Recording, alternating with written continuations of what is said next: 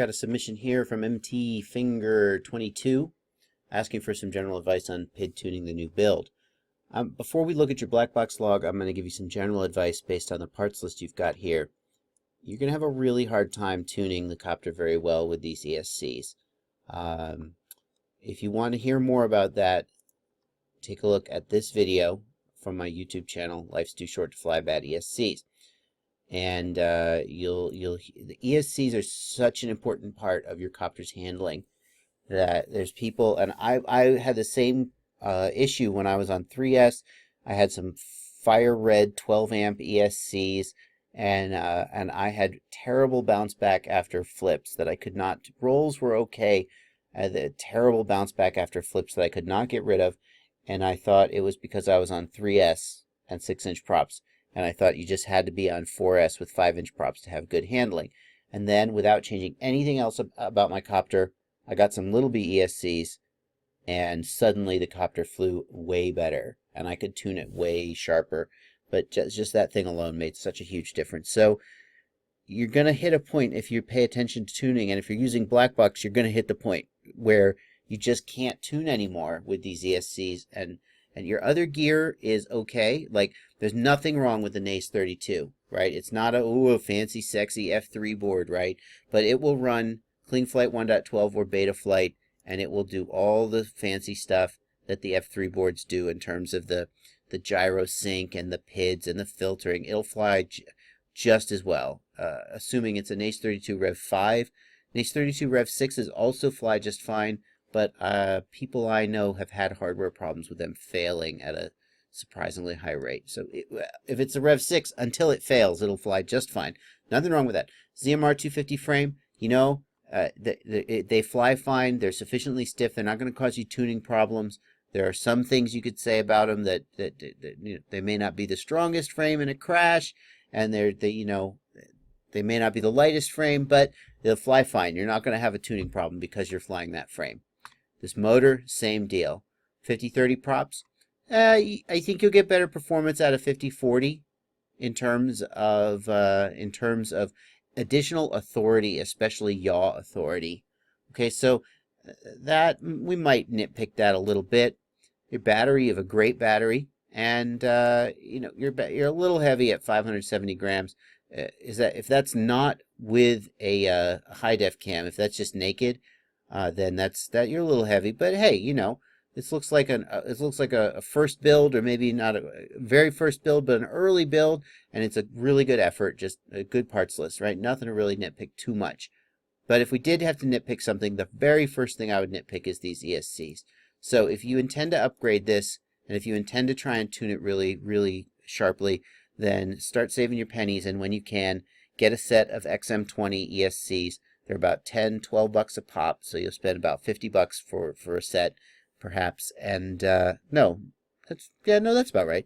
Yeah, 4 times 12, 40. Yeah. Spend about $50 for a set, and night and day difference, guarantee, night and day difference. BL Heli, turn on damped light, and I think you'll see a huge difference.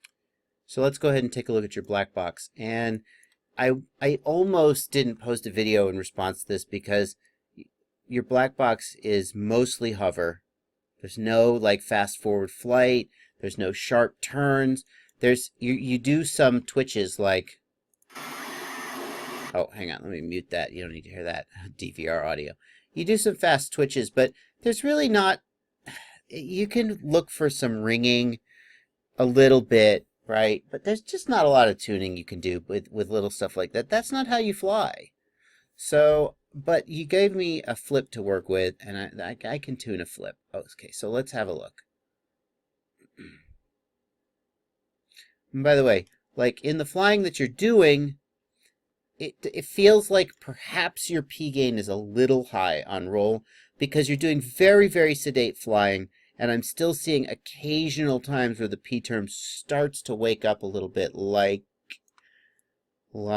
here. We start to see some oscillatiness in the P term. It starts getting some magnitude. What are you doing right then? Not very much. So if the P term is getting that active when you're basically hovering, then it does make me wonder if maybe your P gain is a little high. Now you gain some height and you do a roll. Let's take a look at what happens in that roll.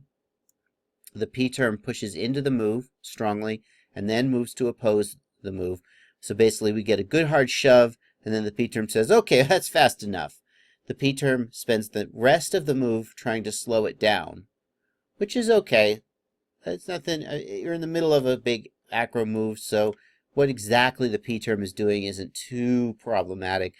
You see that the P term is not oscillating here. That could indicate that your P gain is not too high, and it could also just indicate that you have relatively low rates. It doesn't mean much more than that. As you begin to center the stick, the P term pushes hard to oppose the move. It goes strongly negative. It's opposing the gyro. It's because it's on the opposite side of the axis. And then if we look at what the gyro does, we can see that the move does not end very sharply. So here you're rolling, you're rolling, you're rolling, you're slowing down, you're slowing down. What we'd like to see is a nice smooth slope to the 0 line. But instead we see that the copter hits the 0 line, it has stopped moving, and now it's rebounding, and it's rebounding slow. And if we look at that, it doesn't look very sharp. There, see, oh, bonk da bonk, right? So that's your ESCs though. Now, could you tune that to make it a little better? You're going to spend so much effort. You're going to raise your P gain. You're going to lower your P gain. You're going to raise your D gain. Then you're going to lower your P gain some more. Then you're going to raise it. You're going to raise your D gain. You're going to be shuffling the P and the D gain around like just like a, you know, and at the end of the day, you're only going to make it so good.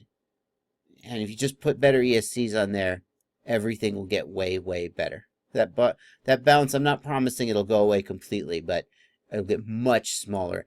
And you'll have a hope of tuning it to the point where it goes away completely. Whereas now there's just no hope that you're going to get. You could work a lot, and maybe you could make it smaller, but it's not going to go away. Those ESCs just can't. They can't spin the motors up and down fast enough to really do it. What's going on there? Now we're looking at the pitch axis. Now it's another roll. Do you got any flips? I don't know if you got any flips. Let's look and see if you got any flips.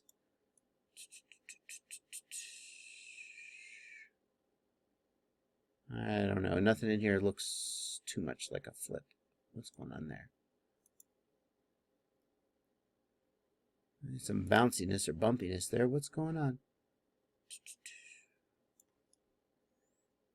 Yeah, your pitch P gain may be hard to say again because of the way you're flying, but your pitch P gain may be a little high because given how sedately you're flying, I'm surprised to see this much activity on the P term. And then again, later it's just completely dead. So who knows? Anyway, yeah. I hope that's helpful. It may not have been too helpful. The biggest advice I gave you was that you need to buy better ESCs. Sorry. And if you want to take another crack at tuning, you gotta. Right now, all you're doing is hovering basically and doing some very, very basic moves, and so you're not stressing the PID algorithm very much. So it's hard to tell whether it's very good at what it's doing because it's not being asked to do very much. So I think what I would say is this. Don't stress too much about tuning at this time. Focus more on becoming a better pilot, getting more comfortable flying the copter. And once you get more comfortable flying the copter, you'll start to fly more aggressively and more adventuresome, and you'll find that the tune will start holding you back in a way that I don't think the tune is holding you back right now. I think your piloting skills are what's holding you back, and that you're not hitting the edges of the tune. So don't spend a lot of time focusing on black box logs and tuning until you find that the tune is beginning to hold you back. That's what I would say. All right, well, hope that's helpful, and happy flying.